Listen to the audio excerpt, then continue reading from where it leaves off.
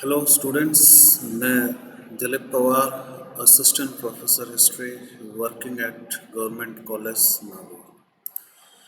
तो last lecture में अपन ने जो टॉपिक ख़त्म किया था वो था नेपोलियन। तो नेपोलियन के टॉपिक को अपन ने धीरे धीरे 5-7 वीडियो में ख़त्म कर दिया। अपने पास समय की कोई पाबंदी नहीं है, खूब सारा समय, अपन धीरे धीरे सिलेबस को आगे बढ़ाते हुए आराम से सारा सिलेबस अपन कंप्लीट कर लेंगे वर्ल्ड हिस्ट्री के अंदर। तो लास्ट जो टॉपिक अपन ने किया था नेपोलियन, उसी क्रम में आगे बढ़ते हुए अपन बात करते हैं इटली के एकीकरण के बारे में। अब जो इटली का एकीकरण है, यह जो टॉपिक है वो नेपोलियन से कनेक्टेड है, क्योंकि शुरुआत में जो बैकग्राउंड बनाया था इटली के एकीकरण का, जो भूमिका प्रदान की थी इटली के एकीकरण की, वो नेपोलियन के द्वारा ही प्रदान की गई थी।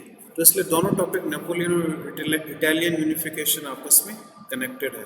न केवल इटालियन यूनिफिकेशन, नेपोलियन ने जर्मनी के यूनिफिकेशन में भी अपनी भूमिका प्रदान की थी और इटली की यूनिफिकेशन में भी अपनी भूमिका प्रदान की थी, क्योंकि इन दोनों क्षेत्रों में विभिन्न राज्य थे इटली और जर्मनी में, जहाँ पे शुरुआत में सबसे पहले नेपोलियन ने अपना अधिकार वहाँ पे कायम किया और कुछ हद तक उन राज्यों को थोड़ा बहुत एक किया।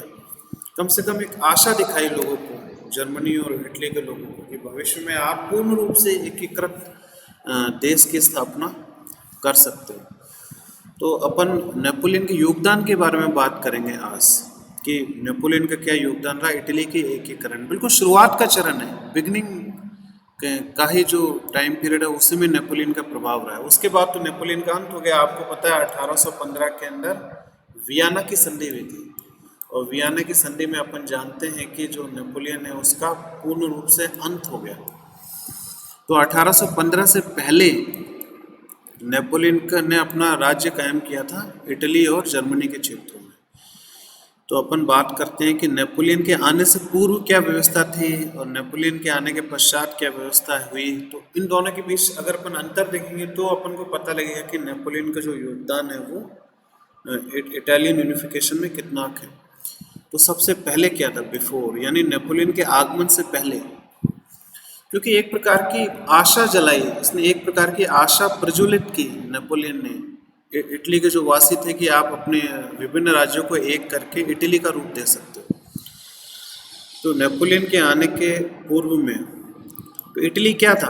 इटली एक देश नहीं था। अपन बार बार इटली की बात कर रहे हैं। इटली एक प्रकार का एक भावात्मक पहलू था, एक इमोशनल फैक्टर था। इटली एक राज्य नहीं था उस समय के अंदर। तो जहाँ पे अपन इटली की बात कर रहे हैं आज के समय की, वहाँ पे कई सारे छोटे छोटे राज्य थे जिसमें अलग अलग देशों का अधिकार था। कहीं पे पोप का अधिकार था, कहीं पे ऑस्ट्रिया का अधिकार था, कहीं पे इटली के राजा का भी अधिकार था, और कहीं पे प्रोशिया का भी अधिकार था। तो कहने का मतलब है कि इटली कोई राष्ट्र नहीं था उस समय में, और इन लोगों की यही आशा थी कि भविष्य में चल के इटली राष्ट्र बन जाएगा। तो नेपोलियन के आने से पूर्व Italy was just a geographical expression. एक प्रकार की जियोग्राफिकल एक्सप्रेशन का क्या मतलब है? इटली केवल एक प्रकार का भौगोलिक भाव था। लोग इटली के बारे में बात करेंगे कि हमारे वंशज इटली के रहा करते थे, इटली में बहुत फेमस जगह थी रोम, लेकिन उस समय में इटली कोई राष्ट्र नहीं था। तो केवल एक बहुत इंपॉर्टेंट शब्द है ये, नेपोलियन के आगमन से पूर्व इटली मात्र एक भौगोलिक भावना थी। ठीक है, it was geographical expression, it was not a political expression. या कोई राजनीतिक क्षेत्र नहीं था, इसका कोई पॉलिटिकल मीनिंग नहीं था इटली का। केवल लोग अपने वंश के बारे में बात किया करते थे कि हमारे जो वंश के लोग हैं वो इटली के रहे हुए हैं। तो ये कई सारे राज्यों में बटा हुआ था ये क्षेत्र। अब अपन बात करते हैं जो उत्तरी इटली है, नॉर्थ, वहाँ पे ऑस्ट्रिया ने अपना अधिकार कर रखा है। अब देखो इतनी सारी विदेशी ताकतों ने इटली पे अपना अधिकार कर रखा है, अलग अलग छोटे छोटे राज्यों पे अपना अधिकार कर रखा है, तो इटली एक राष्ट्र रहा ही कहाँ। तो जैसे जो उत्तर भारत है, नहीं, जो उत्तर इटली है वहाँ पे ऑस्ट्रिया का अधिकार था। फिर सेंट्रल जो इटली था, जो केंद्रीय इटली था, वहाँ पे पोप का अधिकार था। ठीक है, और जो दक्षिण इटली था वहाँ पे सदन, वहाँ पे बुरबोन वंश के राजाओं का अधिकार था। अब देखो बुरबोन वंश कौन है, जिसके बारे में अपन फ्रांसीसी क्रांति में बात कर चुके हैं। जो फ्रांस का राजा था लुइस 14, 15, 16, ये कौन से वंश के राजा थे? बुरबॉन वंश के राजा थे। तो फ्रांसीसी क्रांति में बुरबॉन वंश के राजाओं को उखाड़ फेंका, इनके राज्य को उखाड़ फेंका। फ्रांसीसी क्रांति के फलस्वरूप वहाँ पे अलग अलग प्रकार की सरकारों का गठन किया गया। जैसे मैंने बताया, कभी रिपब्लिक का गठन किया गया, कभी कॉन्स्टिट्यूशनल मोनार्की का गठन किया गया। तो एक्सपेरिमेंट होते रहे फ्रांस के रेवोल्यूशन के बाद में। लेकिन दक्षिण इटली में वही बुरबॉन वंश के राजा दक्षिण इटली में अपना राज्य चला रहे थे। तो इनमें से केवल जितने भी राज्य थे छोटे छोटे इटली के आसपास, उस क्षेत्र में केवल पीडमोंट सार्डिनिया एक राज्य था। पीडमोंट सार्डिनिया, ये एक ही शब्द है, पीडमोंट डैश सार्डिनिया। तो पीडमोंट सार्डिनिया में ही केवल वहाँ का लोकल व्यक्ति राज कर रहा था, और वो एक इटली का राजा था। ठीक है, केवल लोकल रूलर केवल पीडमोंट सार्डिनिया ही था। उसके अलावा जितने भी छोटे छोटे राज्य थे इटली के क्षेत्र में, वहाँ पे विदेशी राज्य कायम किया गया। कहीं पे ऑस्ट्रिया, कहीं पे पोप, कहीं पे बुरबॉन वंश के द्वारा। और अपन बात करेंगे, जैसे अगर इटली का एकीकरण करना है तो वहाँ पे जो सबसे ताकतवर लोकल राजा होगा उस क्षेत्र का, वही तो लीडरशिप प्रोवाइड करेगा ना एकीकरण करने के लिए। तो यह कार्य इटली में किया पीडमोंट सार्डिनिया के द्वारा आगे चल के। तो लीडरशिप प्रोवाइड की इसने, विभिन्न राज्यों को एक किया पीडमोंट सार्डिनिया ने। तो सबसे जो ताकतवर राज्य था उसी के ही लीडरशिप में पूरा इटली आगे चल के एकीकृत हुआ। उसी प्रकार से अपन बात करते हैं जर्मनी। अब जर्मनी भी कई सारे छोटे छोटे राज्यों में बटा हुआ था। कहीं पे ऑस्ट्रिया का अधिकार था, कहीं पे बुरबॉन वंश के राजाओं का अधिकार था, कहीं पे नेपोलियन का अधिकार पास्ट में रहा हुआ था। तो जर्मनी में एक राज्य था जहाँ पे लोकल राजा वहाँ का राज किया करता था, जिसका नाम था प्रोशिया। तो जर्मनी का एकीकरण किसके लीडरशिप में हुआ है? प्रोशिया। ये पर्शिया नहीं है, मैं आपको यहाँ पर डिफरेंस बताना चाहूंगा। एक तो होता है पर्सिया और एक होता है प्रोशिया। ठीक है, ये है प्रोशिया। जो पर्सिया है, पर्शिया तो अपन कहते हैं इराक वाला क्षेत्र, पर्शिया इराक, एशिया में आ रखा है इराक। ठीक है, पुराना नाम उसका पर्सिया था, लेकिन ये प्रोशिया है। स्पेलिंग में क्या डिफरेंस है? वो है PERSIA। ये तो ईरान इराक वाला क्षेत्र हो गया, पूर्व का, जो भूतकाल में इनको पर्सिया कहा जाता था। लेकिन जो जर्मनी में एक राज्य था सबसे ताकतवर जर्मनी के राज्यों में से, लोकल राजा भी था वहाँ पे, वो था PRUSSIA। तो जो प्रोशिया का राज्य है वो सबसे ताकतवर था। तो जो जर्मनी का यूनिफिकेशन होना था वो बिना प्रोशिया के सहयोग से नहीं हो सकता था। इनफैक्ट जो प्रोशिया, उसको लीडरशिप देनी पड़ी जर्मनी को एकीकृत करने के लिए। जैसे पीडमोंट सार्डिनिया ने इटली के एकीकरण का पीड़ा उठाया, उसी प्रकार से जर्मनी के एकीकरण का पीड़ा उठाया प्रोशिया के राजा। ठीक है, तो ये जो परिस्थितियां थी ये नेपोलियन के आने से पूर्व की थी। लेकिन जब नेपोलियन ताकतवर बना, फ्रांस से बाहर निकलते उसने कई सारे क्षेत्रों में अपना अधिकार किया। उसने जर्मनी के कुछ राज्यों पर भी अधिकार कर लिया और इटली के कुछ राज्यों पर भी अधिकार कर लिया, और स्पेन में भी अपना भाई को वहाँ पे राजा बना के भेज दिया। अब नेपोलियन के राज्य वहाँ पे कायम होने के पश्चात धीरे धीरे कुछ बदलाव होने लग गए उस क्षेत्र के अंदर। तो नेपोलियन ने क्या बदलाव किए? कम से कम एक आधार दिया नेपोलियन ने आगे चल के, ताकि इन राज्यों का एकीकरण हो सके। तो उसने एक प्रकार की राष्ट्रवाद की भावना को जन्म दिया नेपोलियन ने। क्योंकि इसने क्या किया, मैं रफ आइडिया से बता रहा हूँ कि उस क्षेत्र में अपना अधिकार, जैसे इटली के क्षेत्रों में अपना अधिकार कायम कर लिया कई सारे राज्यों में, तो वहाँ पे नेपोलियन ने यूनिफॉर्म सिस्टम स्थापित किया। जब विभिन्न राज्यों में एक ही प्रकार के यूनिफॉर्म सिस्टम स्थापित करते हैं तो क्या होगा? फिर राष्ट्रवाद की भावना आती है। अगर एक ही प्रकार का लीगल सिस्टम अलग अलग राज्यों में डाल दिया तो उससे एकीकरण की भावना प्रबल होती है। जैसे भारत के कॉन्टेक्स्ट में अगर अपन बात करें तो भारत में पोस्टल सिस्टम अंग्रेज लेके आया, रेलवे सिस्टम अंग्रेज लेके आया। तो पोस्टल सिस्टम ने क्या किया? पूरे को पूरे भारत को एक कर दिया। अपन पढ़ते हैं भारतीय इतिहास में, तो रेलवे ने भी पूरे को पूरे भारत को एक कर दिया। अब रेलवे के बारे में एक इतिहासकार है, उसका बहुत फेमस कथन है। उसने ये कहा है कि जो अकबर जैसा एक महान व्यक्ति नहीं कर सका, वह कार्य ब्रिटेन द्वारा बिछाए गए रेलवे ने कर दिया। तो कौन सा कार्य था? यानी अकबर पूरे हिंदुस्तान को एक नहीं कर सका, लेकिन रेलवे ने पूरे भारत को एक कर दिया, क्योंकि एक यूनिफॉर्म सिस्टम था। अब पुलिस का यूनिफॉर्म सिस्टम लागू करोगे पूरे भारत में, आप जुडिशरी का यूनिफॉर्म सिस्टम, एक रूप सिस्टम आप लागू करोगे, रेलवे सिस्टम आप लागू करोगे, तो विभिन्न लोग आपस में ट्रैवल करके एक दूसरे के स्थान पर जाएंगे, आपस में उनकी वार्तालाप होगी, उनके बीच में एक भावनात्मक रिश्ता बनेगा कि हमारी भौगोलिक परिस्थितियां इस प्रकार से है कि हम आगे चल के एक हिंदुस्तान का निर्माण कर सकते हैं। तो उसी प्रकार से नेपोलियन का रोल रहा है, योगदान रहा है एक दिशा दिखाने में, एक जैसे मैं बार बार कह रहा हूँ, एक आशा प्रज्वलित करने में वहाँ के लोगों में कि भविष्य में इनका एकीकरण संभव है। अब देखो सबसे पहले क्या किया यहाँ पे, इटली में मुख्यतः पहले ऑस्ट्रिया का अधिकार था, ऑस्ट्रिया, और ऑस्ट्रिया में बुर्बोन वंश का राजा राज किया करता था। तो जब नेपोलियन ने अधिकार किया इटली के ऊपर 1796 में, 1797 में, 1796-97 में उसने ऑस्ट्रिया के डोमिनेशन को खत्म कर दिया। ऑस्ट्रिया आउट ऑफ पिक्चर हो गया इटली से, यानी ऑस्ट्रिया को इसने हरा दिया। तो ऑस्ट्रिया क्या था, ऑस्ट्रिया के हित में क्या था कि विभिन्न राज्य हैं जो इटली के, उसको अलग करके रखा जाए ताकि कभी एकता की डिमांड नहीं करें। डिवाइड एंड रूल की पॉलिसी थी ऑस्ट्रिया की, लेकिन नेपोलियन ने ऑस्ट्रिया को हरा दिया और अपना राज्य वहां पे कायम कर लिया। फिर इसके बाद है उसने एक रिपब्लिकन स्टेट की स्थापना की। नेपोलियन का सबसे प्रमुख योगदान यह रहा है कि उसने कई सारे राज्यों को मिलाकर वहां पे एक रिपब्लिकन स्टेट यानी गणराज्य की स्थापना की। देखो उसने कुछ राज्यों को मिलाया आपस में, शुरुआत तो नेपोलियन ने यहाँ पे कर दी एकीकरण की। फिर इसके बाद अपन आगे बात करते हैं सुधार। एक तो उसने गणराज्य के 3 पार्ट्स क्या लिखा है मेरे को भी याद नहीं आ रहा, 3 पार्ट्स के यहाँ पे क्या मतलब, बहुत सोचने में याद आएगा क्योंकि शॉर्ट में लिखा हुआ। हाँ, 3 पार्ट्स के यहाँ पे क्या मतलब है, अचानक ही बत्ती जलती दिमाग की।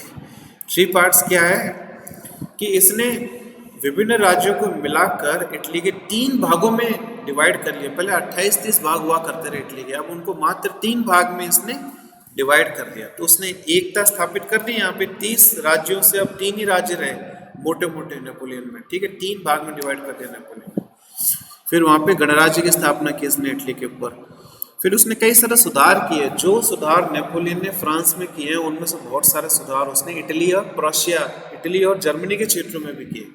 वह सुधार क्या थे, इक्वालिटी के। उसने समानता का अधिकार लागू कर दिया इटली के ऊपर। जो समानता का अधिकार सभी को मिलेगा तो इससे क्या होगा, राष्ट्रवाद की भावना भी प्रबल होगी और एक आशा जगेगी कि भविष्य में हमारा एकीकरण हो सकता है। इसने कई प्रकार की स्वतंत्रता दी, प्रेस की स्वतंत्रता दी, प्रेस की आज़ादी दी, पत्रकारिता की आज़ादी दी, रिलीजियस फ्रीडम, धार्मिक स्वतंत्रता दी। और जो ट्रेड रिस्ट्रिक्शंस थे, पहले क्या था, अलग अलग राज्य थे कई सारे इटली में, तो उनके बीच में व्यापार भी कम हुआ करता रहा क्योंकि कई सारे व्यापार की सीमाएं थी उस समय में। तो उन सीमाओं को खत्म किया नेपोलियन ने, यानी व्यापार करना सुगम किया इन राज्यों के बीच में। जब व्यापार होगा 3, 4, 5 राज्यों के बीच में और एक ही भौगोलिक एरिया में वो राज्य, तो इससे भी राष्ट्रवाद की भावना पनपेगी कि आर्थिक आधार पर एकीकरण होने की शुरुआत हो चुकी, तो भविष्य में राजनीतिक एकीकरण भी हो सकता है। अब अपन बात करते हैं और दूसरा कौन सा बड़ा काम किया नेपोलियन ने, फ्यूडलिज्म, सामंतवाद का अंत किया। ठीक है, सामंतवाद का इटली के अंदर अंत किया। सामंतवाद भी एक बहुत बड़ा कारण था जिसके कारण इटली एकीकरण नहीं हो पा रहा था। सामंतवाद एक पुरानी मानसिकता को दर्शाता है, और जबकि जो नेपोलियन है वो किससे ओतप्रोत था, वो फ्रांसीसी क्रांति के नए विचारों से ओतप्रोत था, इक्वालिटी के विचारों से ओतप्रोत था। उसने कोड नेपोलियन, जो जुडिशरी में जो कानूनी कोड लागू किया था नेपोलियन ने फ्रांस में, वही का वही नेपोलियनिक कोड कहा जाता है, नेपोलियन का कोड। उस कानूनी कोड को यहाँ पे इटली में भी लागू कर दिया, इन राज्यों में भी लागू कर दिया। He reminded them of past glory. अब नेपोलियन ने इटली के लोगों को, विभिन्न राज्य के जो लोग थे उनको उनकी पास्ट ग्लोरी के बारे में बताया, क्योंकि इटली एक समृद्ध देश रह चुका है अपने पूर्व में। आपको पता है इटली में रोम नाम का बहुत ही फेमस शहर रहा हुआ है जहाँ पे ग्लैडिएटर्स रहा करते थे, जिनके बीच में फाइट हुआ करती। तो सांस्कृतिक और ऐतिहासिक आधार पे इटली बहुत ही समृद्ध देश पास्ट में रहा हुआ है, लेकिन आज के समय में इटली का बुरा हाल था, कई सारे राज्यों में विभक्त था इटली और सारे के सारे राज्य स्वतंत्र थे, तो इटली अभी इस समय अस्तित्व में नहीं था। तो पुरानी ग्लोरी के बारे में बताया कि आपका वो क्षेत्र है जहाँ पे रोम जैसा भव्य शहर रहा हुआ है। फिर इसके बाद बात करते हैं तो नेपोलियन ने जो सुधार किए, जो रिफॉर्म किए, रिफॉर्म से क्या हुआ, लोगों में जागरूकता आई, इसके सुधारों के कारण लोगों में जागरूकता आई। फिर नेपोलियनिक वेन डेस्पोटिक, और उस जागरूकता के साथ जब नेपोलियन ने तानाशाह की तरह कार्य किया जर्मनी ने, जब नेपोलियन ने तानाशाह की तरह कार्य किया इटली में, तो उसके फलस्वरूप क्या हुआ, तो उसके फलस्वरूप भी राष्ट्रवाद की भावना प्रबल हुई। एक तो उसने जागरूक किया अपने सुधारों से, इसलिए भी इटली के लोग हैं उनके अंदर राष्ट्रवाद की भावना प्रबल हुई। लेकिन जब नेपोलियन ने तानाशाह की तरह कार्य किया इटली में, क्योंकि तानाशाह था, उसने फ्रांस में भी तानाशाह की तरह कार्य किया और इटली और जर्मनी में भी उसने तानाशाह की तरह कार्य किया। तो जब उसने तानाशाह की तरह कार्य किया तो इसके फलस्वरूप इटली में राष्ट्रवाद की भावना भी पनपी। फर्स्ट टू गिव, जैसे बार बार कह रहा हूँ आशा आशा और आशा, क्योंकि ये स्टेटमेंट है जिसके बारे में सवाल भी आता है आईएएस एग्जाम में। First to give hope of united Italy. Napoleon पहला व्यक्ति था जिसने एक एकीकृत इटली की आशा को प्रज्वलित किया। तो ऐसे कैसे सवाल आ रखे हैं, कैसे किया, इसके अंदर आपको यही सारे के सारे पॉइंट लिखने पड़ेंगे।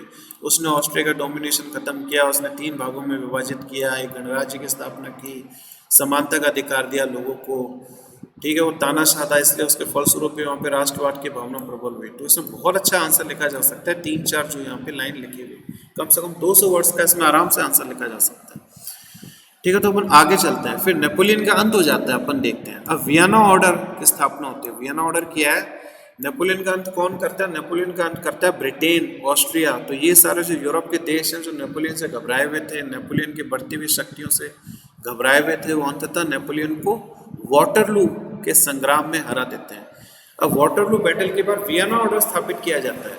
अब वियना ऑर्डर यानी जो 1815 में वियना की ट्रीटी हुई, उसमें खूब सारा अनुच्छेद जोड़े गए उस ट्रीटी में इटली से संबंधित। अब इनका क्या उद्देश्य था?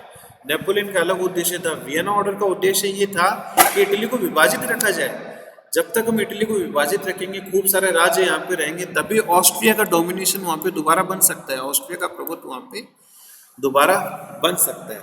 अब उन्होंने कौन सा सिद्धांत दिया? उन्होंने नेपोलियन के कार्य को रिवर्स करने की कोशिश की, उन्होंने किया भी, लेकिन पूर्ण रूप से रिवर्स नहीं कर पाए।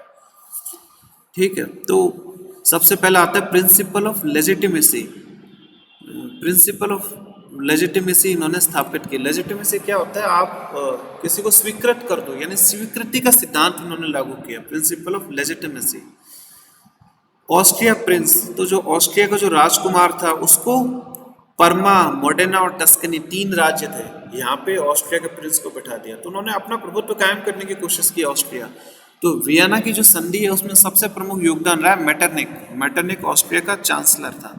तो मेटरनिक ने क्या किया? ऑस्ट्रिया का जो राजकुमार है उसको 3 राज्य थे, परमा, मोडेना और टस्कनी, यहाँ पे अपने राजकुमार को बैठा दिया, यानी बुरबॉन वंश के राजकुमार को यहाँ पे बैठा दिया। फिर आगे क्या लिख रखा है? Pope restricted to in central Italy. और जो पोप का साम्राज्य था उसको केंद्रीय इटली में पोप के साम्राज्य को स्वीकृति दे दी। केंद्रीय इटली में, यानी जो सेंट्रल इटली है वहाँ पे पोप का, तो उन्हें डिवाइड रखा है, इन्होंने एक करने की कोशिश नहीं की ऑस्ट्रिया ने। फिर इसके बाद नेपल्स एंड सिसली, और नेपल्स और सिसली में बुरबॉन वंश को बैठा दिया वहाँ पे, यानी सब जगह पे अपने वंश के राजाओं को वहाँ पे बैठा दिया। नेपल्स और सिसली 2 राज्य हैं अलग अलग, वहाँ पे बुरबॉन वंश के राजाओं को बैठा दिया। ठीक है, फिर इसके बाद है विक्टर रिवॉर्ड। विक्टर रिवॉर्ड का क्या मतलब है? क्योंकि युद्ध के अंदर ऑस्ट्रिया की विजय हुई थी और फ्रांस की हार हुई थी, तो जो जीते थे उनको कुछ रिवार्ड देना था। तो उस रिवार्ड देने के चक्कर में इन्होंने क्या किया? लोम्बार्डी और वेनेशिया, 2 और राज्य हैं, लोम्बार्डी और वेनेशिया, वो ऑस्ट्रिया ने अपने पास मिला लिया। लोम्बार्डी वेनेशिया में ऑस्ट्रिया का पूरा अधिकार हो गया।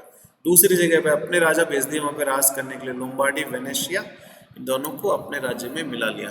तो इन्होंने क्या किया? कुल मिलाकर उन्होंने फ्रेगमेंटेशन किया है। फ्रेगमेंटेशन का मतलब क्या है? जिसको अपन कहते हैं डिवाइड एंड रूल की नीति, फूट डालो और राज्य करो। तो उसी नीति पे वो काम कर रहे थे, जबकि नेपोलियन ने ऐसे यहाँ पे नहीं किया। नेपोलियन ने कई सारे पार्ट को मिलाकर केवल 3 पार्ट छोड़े, लेकिन इन्होंने वापस उन 3 पार्ट को और काट काट के अलग अलग पार्ट्स में डिवाइड कर दिया, अत्यधिक राज्य हो गए। इन्होंने रिवर्स करने की कोशिश की नेपोलियन के कार्य को। ठीक है, ये तो सारे अपने नकारात्मक चीज के बारे में बात की। उन्होंने बंटवारा कर दिया इटली के क्षेत्र में, ताकि इटली सोच भी नहीं सके कि भविष्य में एक हो जाएगा। अगर इटली एक होता तो ऑब्वियस है ऑस्ट्रिया को वहां से बाहर निकलना पड़ेगा। और इसके अलावा इसका पॉजिटिव एस्पेक्ट किया, ये तो अपने नेगेटिव एस्पेक्ट की बात की, थोड़ा बहुत पॉजिटिव एस्पेक्ट भी है वियना ऑर्डर का। यानी जो वियना की संधि है, जिनोवा नाम का स्थान है वो पीडमोंट सार्डिनिया को दे दिया। जिनोवा नाम का स्थान पीडमोंट सार्डिनिया को दे दिया। तो therefore there was a possibility of unification under Piedmont Sardinia. तो अनजाने में वियना की संधि के द्वारा पीडमोंट सार्डिनिया, जो एक लोकल राज्य था, जो सबसे ताकतवर राज्य था उस क्षेत्र का, local most powerful local kingdom था उस समय का, तो उसमें जिनोवा मिला दिया गया। तो जिनोवा मिलाने से क्या हुआ? पीडमोंट सार्डिनिया और अधिक ताकतवर हुआ। क्योंकि जब पीडमोंट सार्डिनिया ताकतवर हो गया तो कम से कम भविष्य में संभावना बनती थी कि जो इटली है उसका एकीकरण पीडमोंट सार्डिनिया की लीडरशिप में हो सके, क्योंकि जो इटली के लोग थे, अलग अलग राज्यों के लोग थे, उनको शुरू से ही पता था कि हमें सबसे ताकतवर पीडमोंट सार्डिनिया है, तो इनकी लीडरशिप में इटली को आगे चलकर एक किया जा सकता है। उसी प्रकार से जर्मनी के लोगों को पता था कि हमें से सबसे ताकतवर प्रोशिया का राज्य है, तो प्रोशिया की लीडरशिप से ही हम जर्मनी को एक कर सकते हैं। फिर इसके बाद एक स्टेटमेंट है मेटरनिक ने कहा था, बहुत इंपॉर्टेंट स्टेटमेंट है, अक्सर आईएएस के एग्जाम में आ जाता है, समझने के हिसाब से बहुत इंपॉर्टेंट है ग्रेजुएशन के स्टूडेंट्स के लिए। She can't be called a nation anymore, इसका खुद का स्टेटमेंट है। इसने पहले तो उसने कार्य किया तोड़ने का वियना की संधि में मेटरनिक ने, फिर उसके बाद एक बढ़िया सा स्टेटमेंट भी दिया। स्टेटमेंट पे अपने कार्यों की भावनाओं को बता रहा है। She can't be called a nation anymore than a stock of timber can be called a ship. ये बहुत अच्छा स्टेटमेंट दिया है। एक तो इसने बंटवारा कर दिया इटली के क्षेत्र को, उसके बाद इसने यह कहा कि इटली को अब एक राज्य, इटली को एक अब राष्ट्र नहीं कहा जा सकता। जैसे कि कुछ टूटी हुई लकड़ियों को हम जहाज नहीं कह सकते, उसी प्रकार से हम इटली को भी एक राष्ट्र नहीं कह सकते। जिस प्रकार जो टूटी हुई लकड़ियां उनको आपस में मिलाने से तो जहाज बनेगा ना, अभी सारी की सारी लकड़ियां टूटी हुई है, तो टूटी हुई लकड़ी को हम कभी भी जहाज नहीं कह सकते। तो ये इस तरह के जो स्टेटमेंट है, अगर आप आगे हिस्ट्री सब्जेक्ट को रखना चाहोगे किसी भी एग्जाम में, इस तरह के स्टेटमेंट को समझना पड़ेगा। इसमें क्वेश्चन की डिमांड क्या है। अब इसमें क्या क्या मेटरनिक ने पूरी कोशिश की, इसका मतलब ये है पूरी कोशिश की वियना की संधि के द्वारा, वियना की संधि का इस्तेमाल करते हुए इटली को डिवाइडेड रखने के लिए, इटली का बंटवारा करने में। उसने कैसे बंटवारा किया, अभी देखो 5-6 पॉइंट है यहाँ पे जिसके बारे में अपन ने बात की। इस प्रकार इन्हीं के बारे में लिखना है स्टेटमेंट ये, लेकिन इनका आंसर इनके अंदर आएगा। ठीक है, तो ये आज अपन ने बैकग्राउंड के बारे में बात की इटली के। तो इसी के साथ ही जो अपनी चर्चा हुई या अपना जो वीडियो हुआ उसको यहाँ पे अपन खत्म करते हैं। आप लोगों का मुझसे जुड़ने के लिए बहुत बहुत धन्यवाद। 22 मिनट।